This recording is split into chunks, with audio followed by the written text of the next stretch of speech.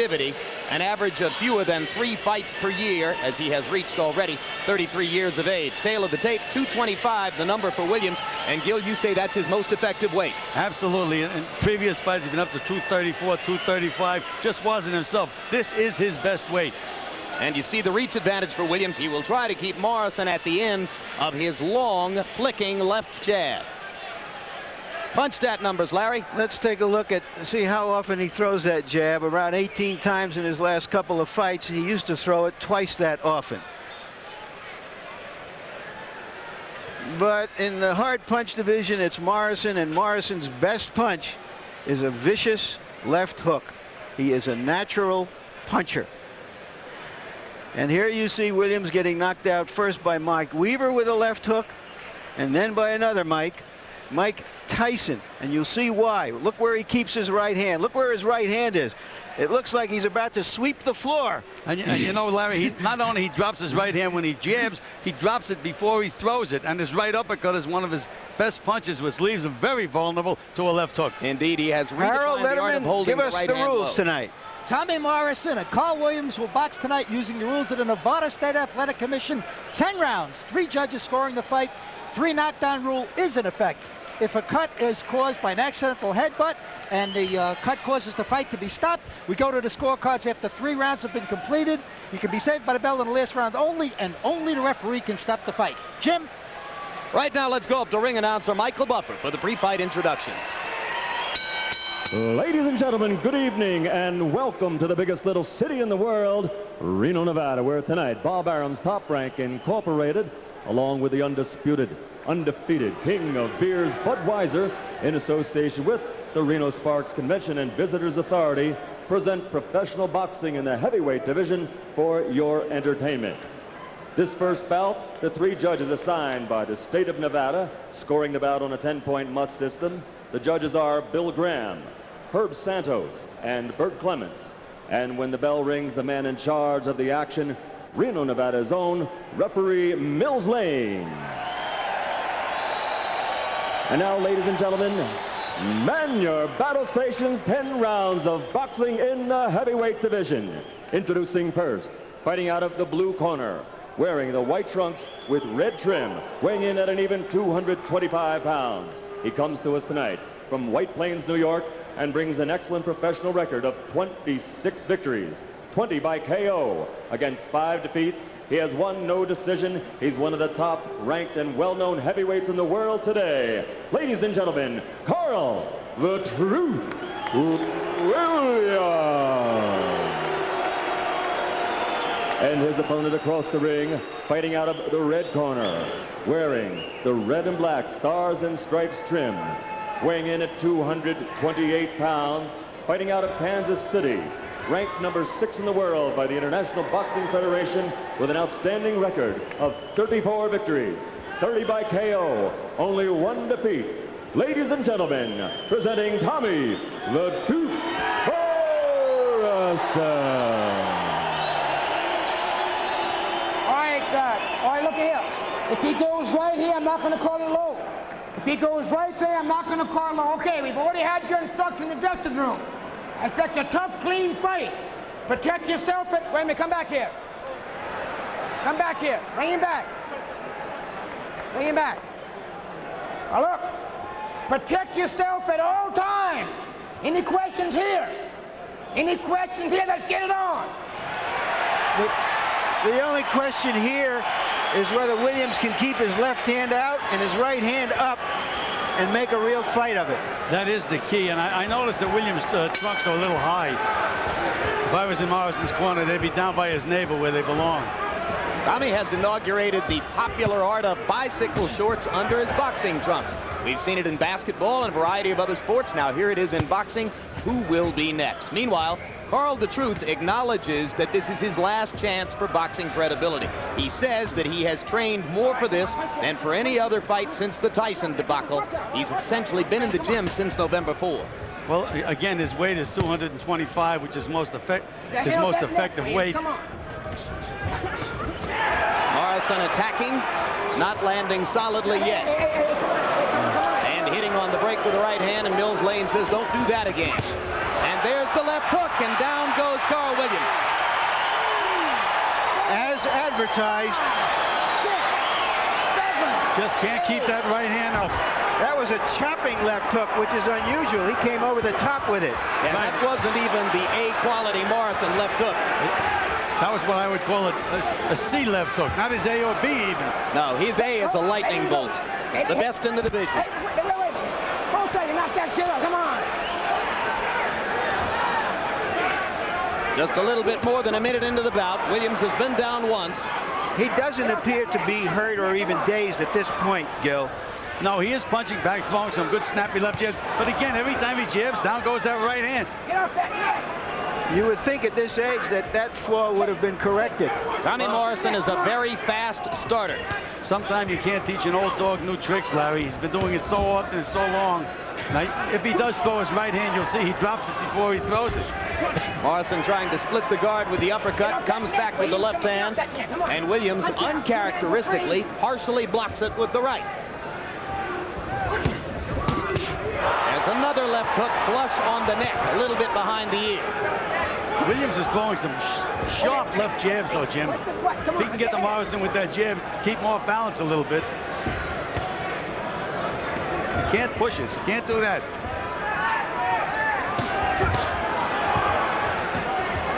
Williams says that he's learned to shorten up his punches since the Tyson fight. Isn't as vulnerable to the power punches as he used to be. Punch out, 2 hands are free. Get off that neck. Get off that neck and come on. This is a man who once earned legitimate comparisons, both in style and in ability, to Larry Holmes when Larry was the heavyweight champ. But that was 8 years ago.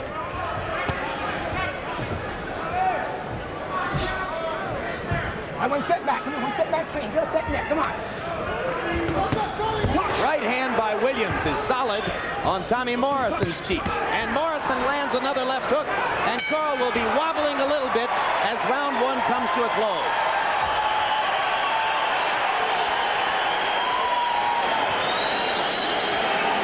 Pull it out. Okay. Order. Keep it slow, man. Take it easy. Careful work. Back in focus, right? Listen to me. I want to see that jab. Keep him out in the center of that ring. You understand me? Okay? If he gets past your jab, you make him pay the price with the right hand. You understand me? Let's take a look at a knockdown. Actually, Williams was more hurt at the end of the round than he was on this knockdown. That landed high on the head, stunned him early in the round. And what happened? Williams dropped his right hand. There he drops that right hand to throw a right hand and can't get it back up in time.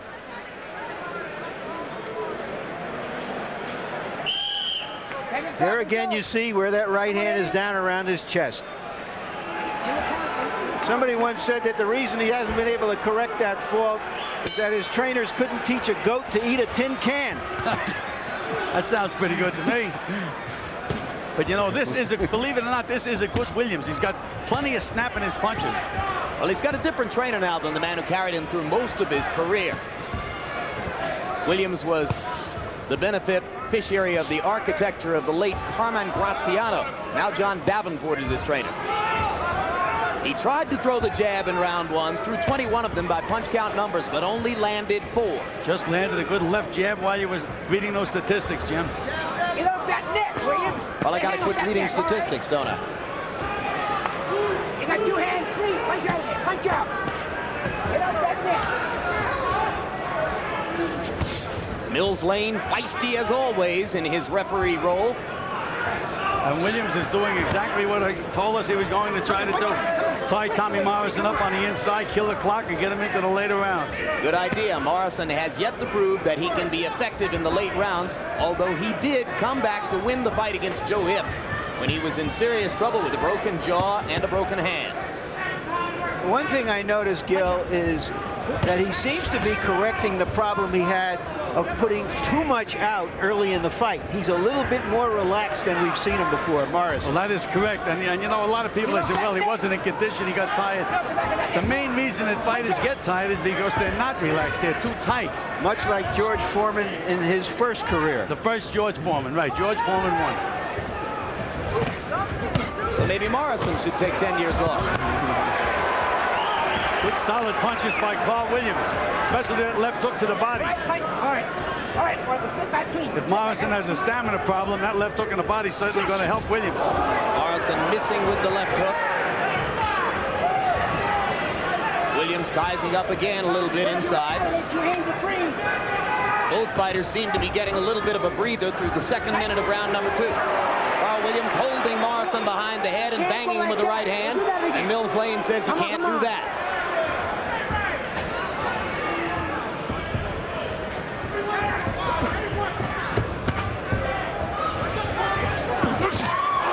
Left hook again by Morrison, backs Williams up.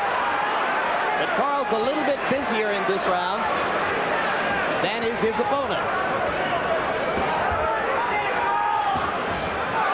Straight left hand by Morrison.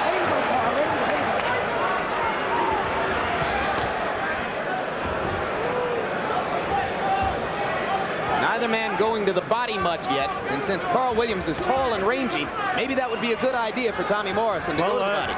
His manager, Bill Caton, told me, he said he thought that would be the most effective punch in this fight, a left hook to the body by Morrison. Well, we haven't seen much of it yet. And we remind you, coming up immediately following Tommy Morrison and Carl "The Truth" Williams, 44-year-old George Foreman against South African Pierre Kutzer. A look at George warming in his dressing room. You got to come in off of your 7. Come in with 7-7-2, 7-7-2, 7-7-5s, 7-7-5-2. Okay, you have to make it happen off of your. There's the left hand that briefly stunned Williams, but having survived that punch, Williams felt a flow of confidence. He came back at Morrison. Seemed that way to me. Threw some beautiful combinations, good snappy left jab, good right hand. And I think at this moment, all of those people counting on Tommy Morrison to make them a lot of money are a little bit nervous. I would have to say so. Williams is starting to get some confidence. Again, as you say, he's the experienced guy in there.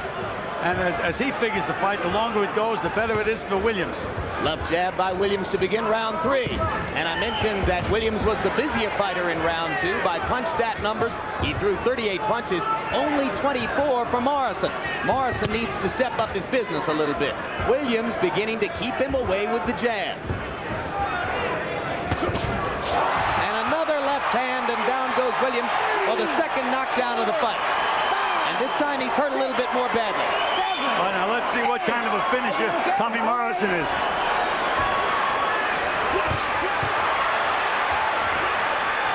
Long way to go in round 3. 3 knockdown rule is in effect.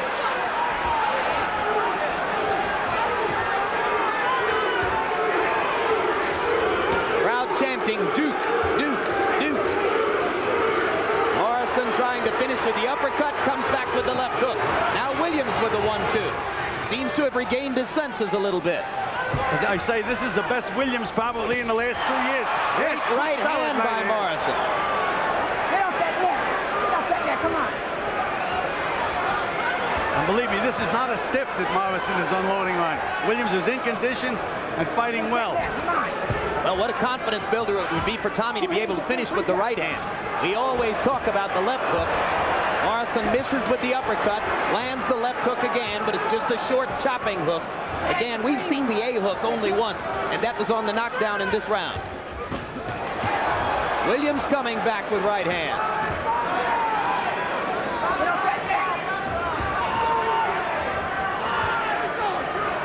Still plenty of time in the round. And there's that left hook and right hand.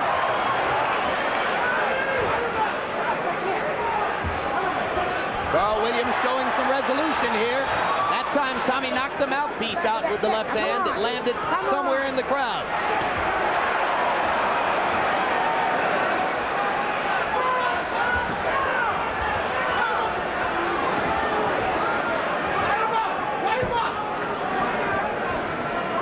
Carl Williams trying to prove to Morrison that he's still there. Those weren't counter punches by Williams. No, this is a good effort. Right hand by Williams. Morrison answers with the right.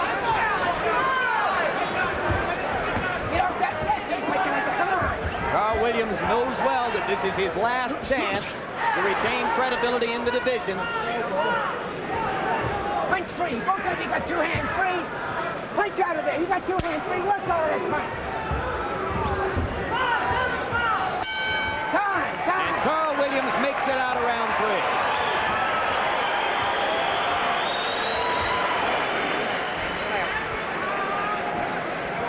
That's the way he's wearing down, baby.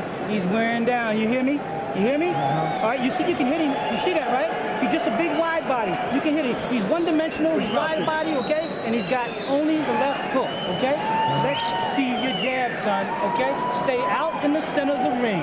Stay out in the center of the ring, okay? You're zeroing in now. You're getting there, okay? Here's the knockdown, and this was a wonderful punch because it was a short punch. Watch that. It was a straight left hand, and it seemed to hit him in the chin and in the throat, Gil. That's the strength and the power of Tommy Morrison. It wasn't even a hook. It was a left jab is what it was. Yeah, but he caught him on the way in, and it really stunned him and probably hurt him and might have made it difficult for him to breathe momentarily there. In the corner, please. Both of you. But this is the kind of resistance and the kind of a fight that Morrison needs. That's right. If he comes out of this fight and wins this fight, in my opinion, he certainly is a legitimate heavyweight contender. Carl Williams with a lot of salve on his face as round 4 begins. Both fighters economical with their punches in round 3. Morrison only threw 27, but landed 19, and most were power punches. Williams also landing more than half of his punches against Morrison, who is dispensing with defense in favor of attacking and trying to finish the fight. If I was Carl Williams, I'd start moving side to side. He's moving one way. Makes it much easier for Morrison to nail him. Well, Williams is on target with the jab here, and you saw him mix in the uppercut to good effect. Right hand over the top by Morrison, wild. It lacked power when it landed. Williams is the more effective puncher so far in this round. And Williams just had that right hand up that time and blocked that left hook.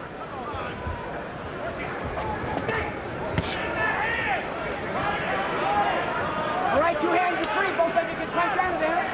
Come on, punch out. You got. All right, now you're tied up. Now one step back. Here we go. Come on.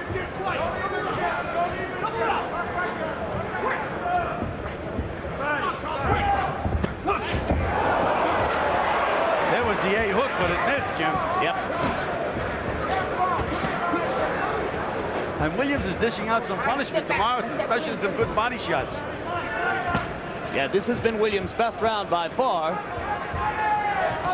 You heard trainer John Davenport telling him that he ought to gain confidence from the fact that he hasn't been knocked out of there yet, saying Tommy is one-dimensional, left hook only. Tommy Morrison's mouth is wide open now, Jim, and it's early in the fight. There's that right hand. Slashing right hand over the top, almost knocked Williams' mouthpiece out.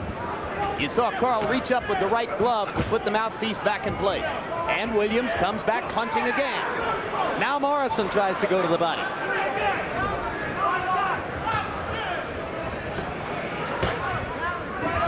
There's the dangerous punch for Williams, throwing a right uppercut from outside. If Morrison nails him with that left hook, when he's throwing that punch, it'll be all over. I'd forget all about that punch if I was Williams.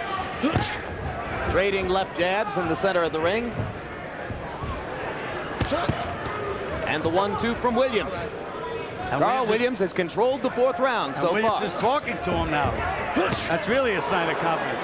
Oh, there's a thrusting left jab by Morrison that snapped Williams' head back. He's so strong, Morrison. Oh, what a natural punching power. It's a gift. As they say in the business, heavy hands. But right now, Williams has that gift under wraps. Anytime it could come unwrapped, though.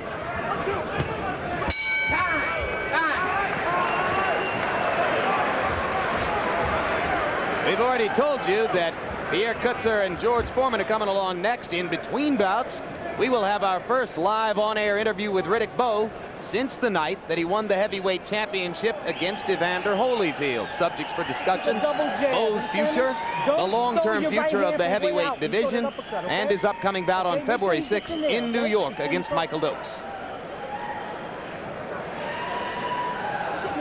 You're getting there. Move, Jim. He's lifting his hand up real high because he's expecting the hook to the head. You got to go low on him, okay? Harold Letterman, how do you see the fight Larry, 3 rounds to 1, 39-35, Tommy Morrison. I think he's landing a better power shots, and certainly you had to give him an extra point in rounds 1 and rounds 3 for the knockdown. 2 clean knockdowns, definitely 2 10-8 rounds. I have him ahead 2 10-8 rounds, but I also have Williams with 2 10-9 rounds. And Larry, I have the fight scored exactly the same as you. In round 4, Tommy Morrison only threw 18 punches. Let's see if he was resting and saving up some energy from round 5. Or is Tommy Morrison already wearing down? Well, his mouth is open. He seems to be gasping a little bit for breath. That's usually the first sign.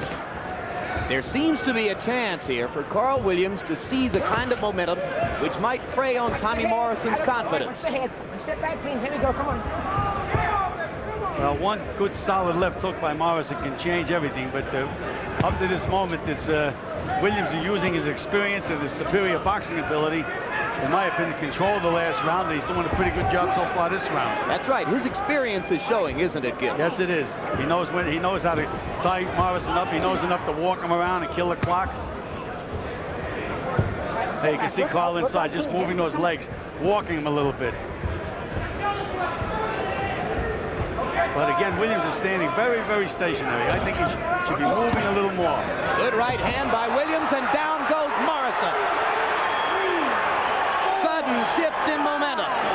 6, 7, 8, 9. And now suddenly, it is Tommy Morrison's future as a heavyweight contender that's on the line. Morrison lands a left hook, but Williams pounds away with the right. Second knockdown. One more knockdown, and this fight is over. 3 knockdown rule is in effect. And between that first and second knockdown, Morrison landed a solid left hook. Didn't do anything to Williams. No, Carl's adrenaline is going now. He's got a chance to win the fight. Morrison not punching back.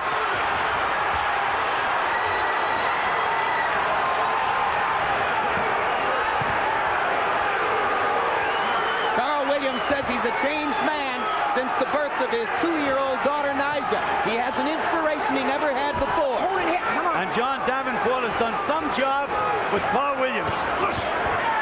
Solid right hand. Morrison stood up to it. He's still got to make it through 43 more seconds. Williams appears to have punched himself out a little bit, Gil. Yes, again, this fight could go up and down, up and down. Well, it's already been up and down 3 times. And Morrison got a little bit of a break as Lane warned Williams for holding behind the head and hitting. That's the second warning.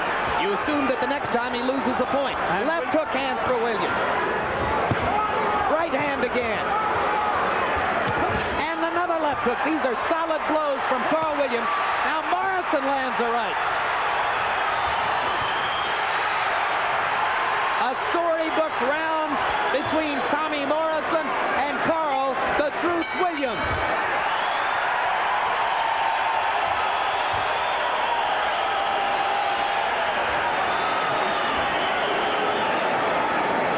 Keep it close. All right. Let's go. We got to get tough here. Relax. Keep your mouth closed. You hear me? Mouth closed. All we did, we got a little careless because you let him inside your range and you wasn't throwing. The 7. All right, let's run through those 2 knockdowns again. Tommy Morrison was, of course, in Rocky V, and this turned out to be a round out of a movie. It was a Rocky 5th round. And it was a Rocky 5th round. Thank you very much. You saw me and raised me, Jim. Here's the second knockdown. A good uppercut. To his credit, Morrison was able to stay through a half a round without getting knocked down again. But in the last 2 rounds combined, he's only thrown 35 punches. Has Tommy Morrison already run out of gas? Has the stamina bugaboo come back to haunt him again? Is Carl "The Truth" Williams on the verge of a miracle comeback? Well, round 6 begins. I had mentioned in the beginning of the round that Tommy Morrison had his mouth wide open, which is an indication of fatigue. As soon as he got back to his corner, they told him, keep your mouth closed. You know, it's another way you get broken jaws, which you got against Joe Hipp. You get hit with that mouth open and that jaw can go. Is it also a signal to your opponent, Gil? Yes, of course. He sees you wearing down, gives him confidence. Exactly, and you could see Williams' confidence surging even before the knockdown. Now the two fighters trade jabs to begin round number 6. Left hook and a left hook to the body by Carl Williams. All right, gentlemen, one step back, clean. Here we go, one step back. Here we go. Two right hands by Williams. Question, gentlemen, if Carl Williams knocks out Tommy Morrison, is he again a heavyweight title contender?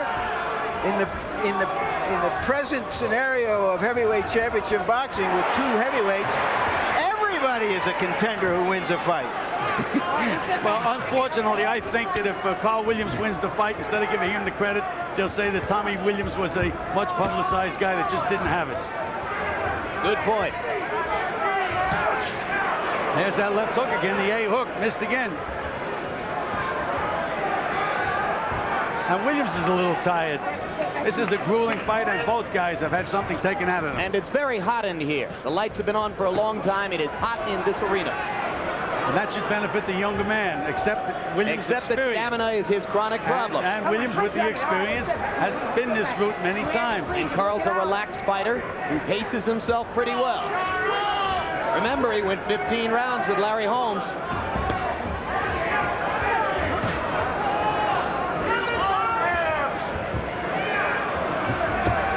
A tactical 6th round. Neither fighter seems willing to commit too much because of the danger of power punches. Well, that surprised me about Morrison, because his forte is letting it all hang out. Well, he's trying to learn how to be a boxer, trying to learn how to pace himself. Solid right hand. Carl the Truth says no, no. And Morrison hits him again for good measure. Morrison a little wobbly. Tommy stalking him again. Let's see if he can land a left hook. He tries it and misses.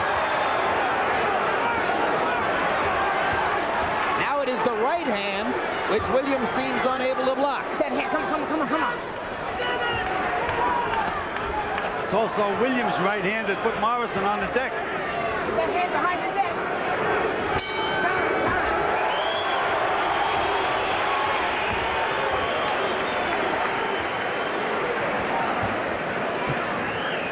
Nice round. Free keeping slow. You're getting the second win now. You're hurting toward the end of that round, but you're still vulnerable to a right hand because you won't throw your 7. I need you to throw your 7. Pump that 7, move in off of it. Fire your right hand. Want that jab working overtime. Come on with the mouthpiece. We okay. Gil, we've had a lot of interpreters here when we've had foreign fighters. What's a 7? Can you interpret that? Well, what's Morrison not doing? That's the old Customato theory, which I certainly never approved of. He says, all right, throw a 4-6-2, as if the other guy's going to just move out of the way and let you throw that combination. It just doesn't. I don't think that's a good way to train a fighter, to tell you the truth. Well, I think a 7 is a jab because he just threw 2 jabs. No, the 7, I think, is the right hand. I'm sorry about that. Tommy Morrison continues to struggle to be active. Only threw 25 punches in round 6. He is setting up a potential 10-round decision victory for Carl the Truth Williams. And Williams just threw a beautiful 1-2. There's that left hook. And it was set up by a right hand to the body, Gil. That's putting your punches together. I think if Tommy goes to the body, he'll have a chance to knock Carl Williams out. Well, he has a chance, Jim, anytime during this fight. Remember, Joe Hip looked like he was out of gas, looked like the fight was like Hip was going to take over in 1 punch, and he put Hip out. He's got that strength and power. Williams can't get careless for a second. Well, I don't think Carl will. I think Carl has learned a lot. If he loses, it's not going to be because of carelessness. It will be because of Morrison's exceptional punching power. I understand that. Now, both sides, okay? Come on, here we go. I thought Williams did the right thing. Morrison hit him on the break, so he hit Morrison back. You hit me, I hit you. And Mills Lane says 2 wrongs don't make a right. Come on. All right, one step back. In boxing, they often do. Williams is not using his left jab as much as he had been earlier. Now, there you go. Must have listened to me a little bit, Jim. You've got a pipeline to him, Gil. Again, I'd like to see Williams moving a little bit more to his right. That takes the power away from that left hook of Morrison. All right, you want to see Williams throwing the left jab. I want Morrison to go to the body. Let's see which fighter listens better. It is Carl Williams for the moment.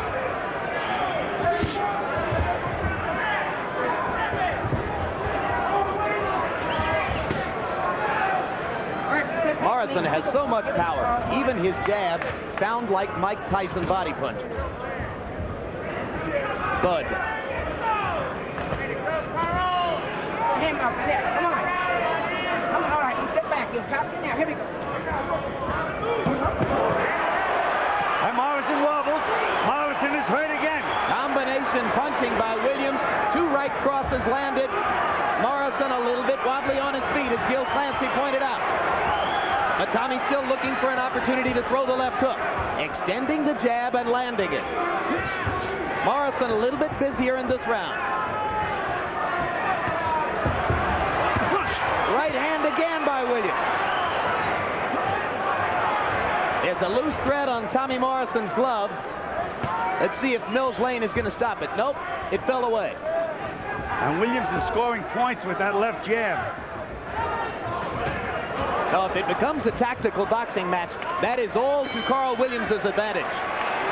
But it's more than tactical, Jim. These guys are really hitting each other with a lot of hard stuff. And whatever number 7 is, Tommy Morrison still isn't throwing it. No, he certainly isn't. Or if he is, Williams hears what they're talking about. He knows what 7 is, and he watches out for Right it. hand. You hear me? Right hand. Or if he's throwing it, he's not throwing it with the 4 and the 2 enough. Coming up.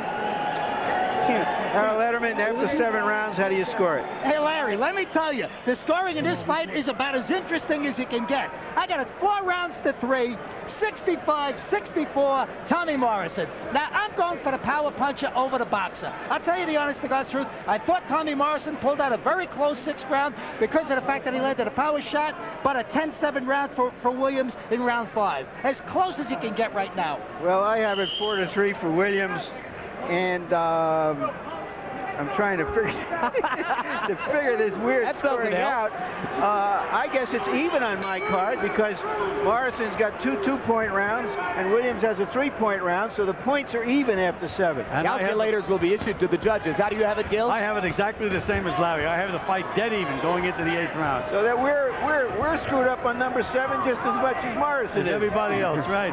Now, this is where Williams said he wanted to get the fight into the later rounds. Let's see if he analyzed the fight correctly. He has succeeded in that regard. There was 7, Larry. I think that was 7. Yeah, but Carl Williams is throwing 2, 4, and 5 in return and landing them. I think that makes sense because 7 is the right hand, and if you throw some rights, maybe he won't be so eager to throw his left. I'm not sure either. Come on, one step back. Come on. Here we go. One step back. Here we go. Morrison looks like he's got a second wind. He looks a little bit livelier right now than he had in the previous 2 rounds. Well, maybe he knows that he has to get busier. He was dreadfully short of punches during the middle rounds, and that helps to give Williams the confidence to come back from his earlier deficit. You can just see Williams' experience on the inside. Morrison tries to rough him up, gives it right back to him. Tommy Morrison knocked Carl Williams down in the 1st and 3rd rounds. Williams knocked Morrison down twice in the 5th round. An unintentional butt. An unintentional butt. Okay, here we go. Mills Lane was saying that was an unintentional butt, and there is blood coming from the top of the forehead of Morrison. That's right. There's a left hook. Carl Williams has taken that left hook better and better. But now Carl's a little wobbly. And there's another left hook. And Morrison's got a chance to finish him off. Bang! Morrison with the right hand. He's going to throw the left hook one more time after the break here, and Carl Williams is in trouble. And Williams is looking for the referee to stop the fight. He doesn't know where he is.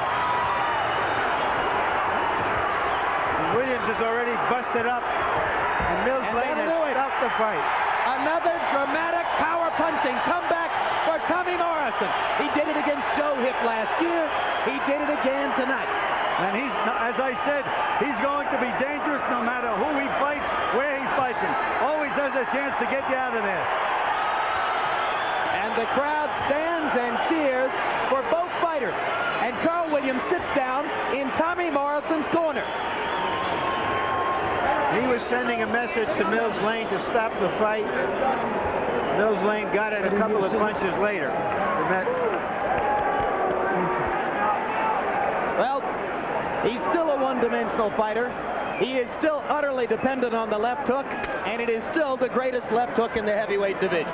Well, as they used to say a long time ago, he's a one-note fighter, but all Gallikurchi could do was sing. She was a great opera star. He has that dynamism, and the way the fight unfolded, I think, was a big plus for Tommy Morrison. He fought a guy who was ready. He was hurt by the guy. He stayed relaxed, and his conditioning was there, and as Gil noticed coming into that round, it looked like he had his second win.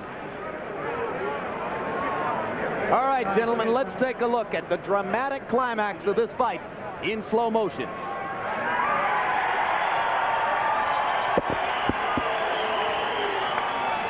There's the first left hook, and that's the one that put Carl Williams on Queer Street. The right uppercut did some damage too, Gil. And look at the strength of Tommy Morrison when he gets inside. Look at that vicious right uppercut and that big left hook again. How Williams took that punishment, I'll never tell you. So now that was two left hooks, and then the right and the left. And then in a moment, you're going to see Morrison step back and gather himself and get ready to come in and throw one more damaging left hook. That's the point at which Williams looked at Mills Lane as if to say, when are you going to stop it? Now here's regular speed, Gil. All right, let's take a look. And there's that big left hook. Again, we mentioned one left hook by Morrison can change anything around. And you can just look at the strength that he has on the inside. And again, he didn't look like a tired fighter right there, Jim. Gil, Tommy Morrison came in weighing, oh, here he comes. He was getting ready to throw that last left hook there against a virtually defenseless Williams. That one was tough to watch. He came in weighing nearly 230 pounds.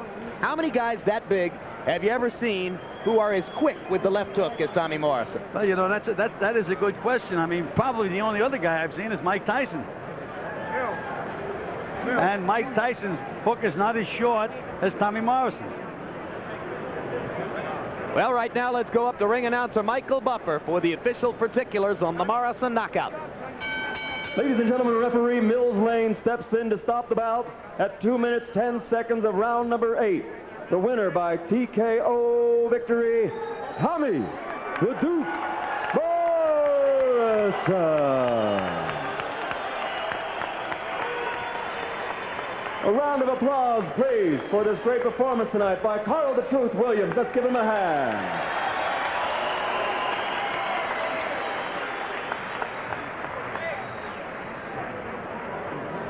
They are still milling in the ring. Carl the Truth Williams, interestingly, is still standing in Morrison's corner as we look at final punch stat numbers, and you can see the woeful punch output by Morrison. Only 196 punches thrown, but he landed 114 of them, and most of them were power shots. As you can see there, Morrison landed more than half his jabs. Williams had a good plan and executed it, throwing a large number of jabs, or at least more than he's been throwing in recent fights. But in the end, he simply couldn't keep Morrison away long enough. And right now, let's go up to Larry Merchant with the winner. Okay, Tommy, what did you like best about this fight besides winning it? Well, the best thing that I feel we got as a team is the experience. Someone like Carl the Truth Williams has been there with just about everybody, and students like that have a lot to offer to young studs like me. You knock him down in the first minute of the fight. You knock him down against in the third fight. You knew that he's vulnerable to the left hook. Do you think it was going to be easy after that? No, I knew that this is a cagey guy. He's been around for a long while. He come out there, I think, with his right hand taped to the side of his head, looking for the left hook. So at a young stage, which we're in, we tend to, each and every day, we try to add more to our arsenal, because as you rise in competition, you've only got to add more tools to your arsenal. I feel that we did that today. Fifth round, maybe your worst round since the Mercer fight. You're down twice. What do you recall about that? Well, I remember, take a look right here at the monitor. I remember getting knocked down twice. I think staying in the middle a little bit too long. And, it was a kind of delayed action shot. But, we been in there in the gym. We're doing a lot of hard work, and the harder you work, the harder it is to quit. All right, now we're going to take a look at the second knockdown. But did you know that they're midway through the round that one more knockdown and the fight's over? And I don't focus on things like that. I focus on doing things right, trying to be a little more elusive. You know, defense is something that's hindered us from the start. A lot of people criticize our defense, but I feel that we are bringing it to a new level in the gym. We feel that we're doing the work in there also. But Carl Williams is an experienced fighter. He has great tools, and we're able to overcome it and come through with a victory. The two things that seemed impressive were, one, that you were more relaxed. Would you agree? Definitely.